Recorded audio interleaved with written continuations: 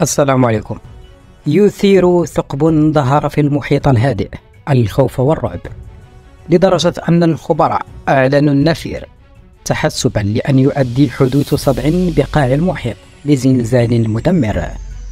وحسب صحيفة ذا صن البريطانية، فإن الثقب القابع على بعد 50 ميلا من ساحل ولاية أوروغون الأمريكية يضخ سائلا ساخنا أثار حفيظة العلماء الذين يحذرون من احتمالية أن يؤدي إلى وقوع زلزال بشدة وبدرجة 9 درجات قد تدمر الساحل الغربي.